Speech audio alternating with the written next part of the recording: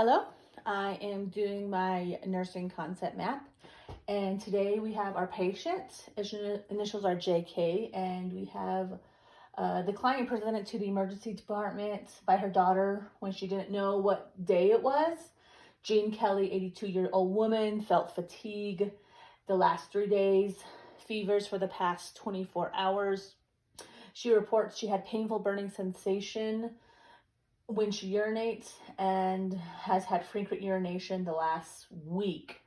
She is mentally alert with no history of confusion. She was weak and unable to get out of the bathtub earlier. Her current vitals are 101.8 Fahrenheit. Her pulse was regular at 110. She had irregular respirations of 24.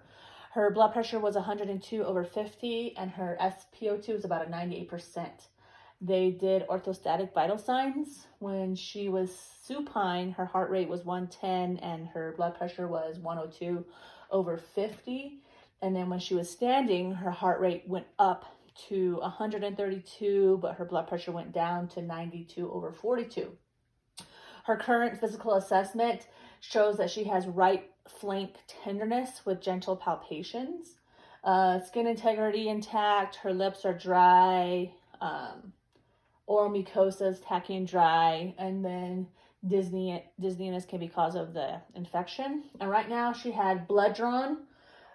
So far, the glucose and creatinine and white blood cells were high. The levels of glucose was about 184. Creatinine was 1.5. Her white blood cell count was 13.2 milliequivalents. And her neutrophils went up as well. Her BANs went down to a 2, and her lactate went up to a 3.2. So with the increased sugars, white blood cell count, percent neutrophils indicate an infection, and the body is trying to fight it. With the kidneys are not filtering the body correctly and causing creatinine to rise. The lactate levels are high, indicating sepsis. The BANs are low and not enough to fight invading infection. She also had her UA done. The color and clarity were yellow and cloudy. Her specific gravity was about a 1.032, which is slightly high and just a little bit. She came out positive for nitrates and LETs, and you really shouldn't have any nitrates or LETs in your urine because it's causing an infection. And her white blood cells went high above 100, and she has large bacteria in her urine. So the cloudy can be considered normal, and in some indications can be bacteria. The specific gravity shows dehydration and slowly rises from previous tests. Nitrate, LETs, white blood cells, and bacteria are high positives, and it's an indication of a UTI.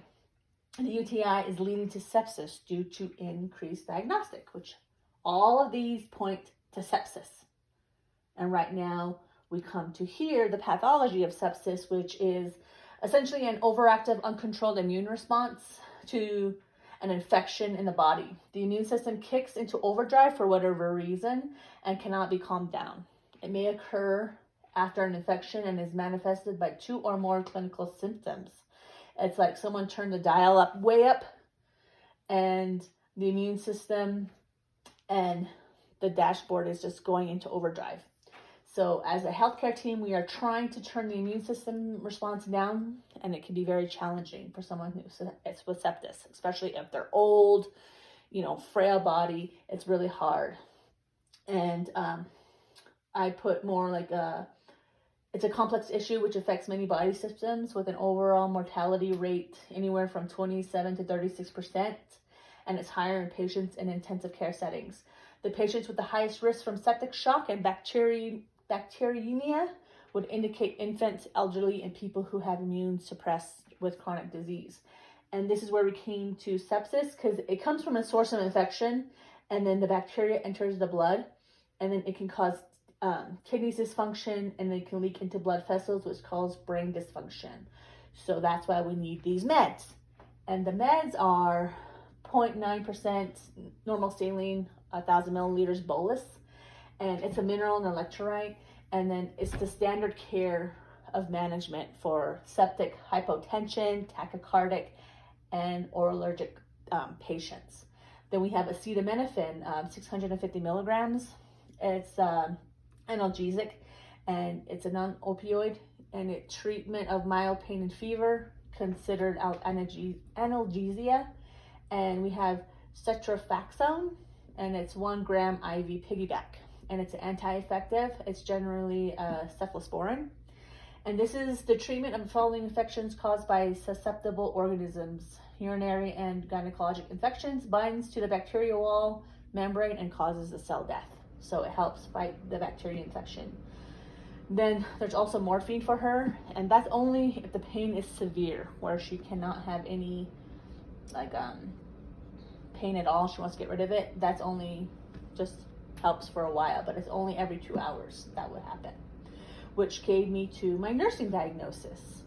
On my first one, my desired outcome was client will properly take medications to kill the bacteria causing sepsis. And then my second desired outcome would be client will teach me what she was educated on prior to discharge.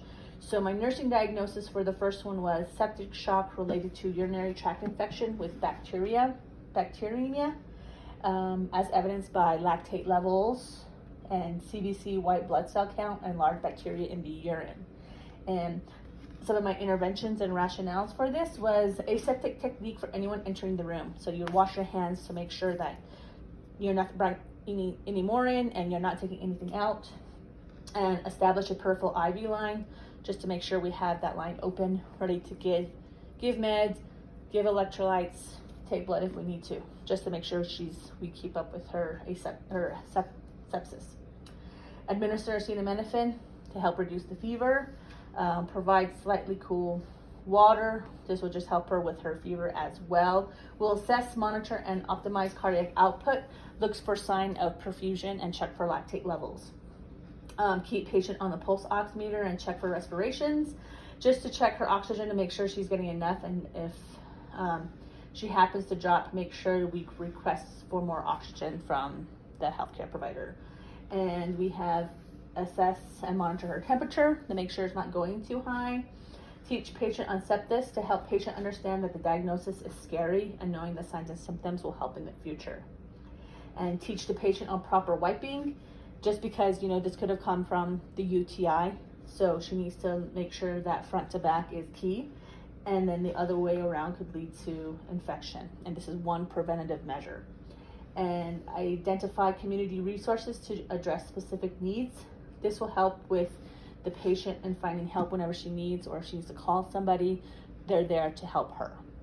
My second nursing diagnosis, my desired outcome was client will not have any associated complications, and client will demonstrate temperature within normal ranges. And with this nursing diagnosis, I came to hyperthermia related to dehydration, increased body temperature, respiratory rate, and tachycardia, as evidenced by lips dry or mucosa tacking dry, temperature 101.8, regular respirations of 24, and pulse of 132 when standing.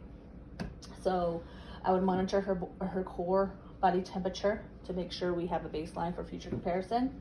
Monitor around her the environment to make sure that it's not too hot and it's around her near body temperature. Administer acetaminophen, take the fever down.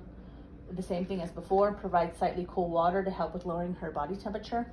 Provide a gown and have a sheet on her just so she's not getting too hot, because she has a fever and we need to break that. Assess neurological response, noting level of consciousness and orientation. This would be helpful to detect if medication is working and she's not going into septic shock.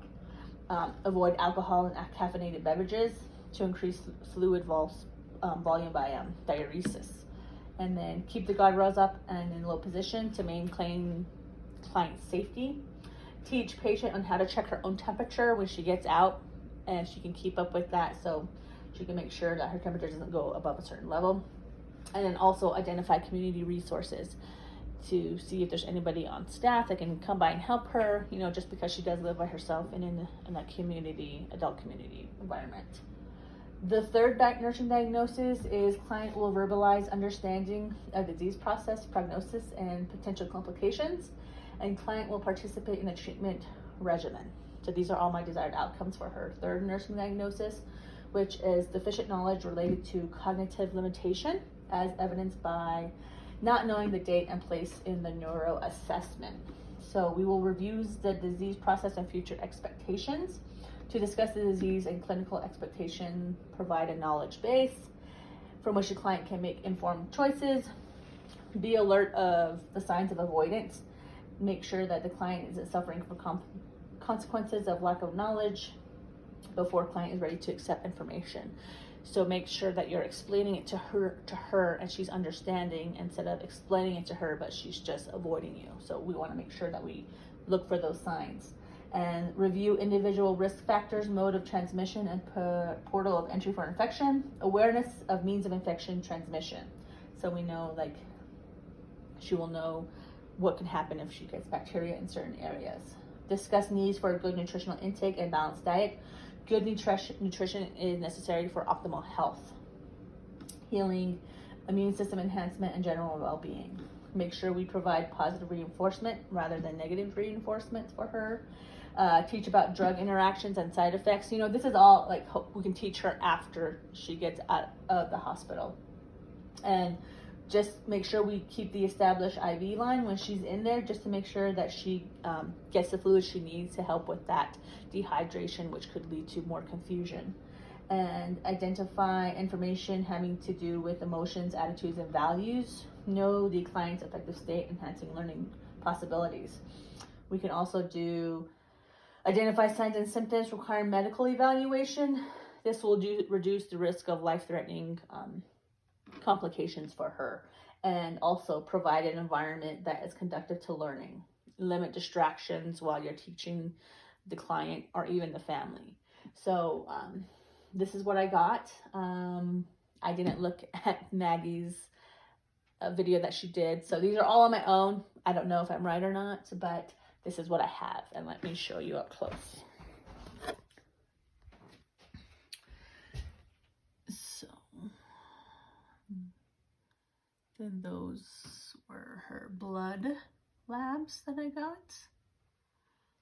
Her UA labs, which led to sepsis, which came to this diagram, and which brought me to my meds that I had for her, which led me to nursing desired outcomes and diagnosis. My second desired outcome and nursing diagnosis, and my last one.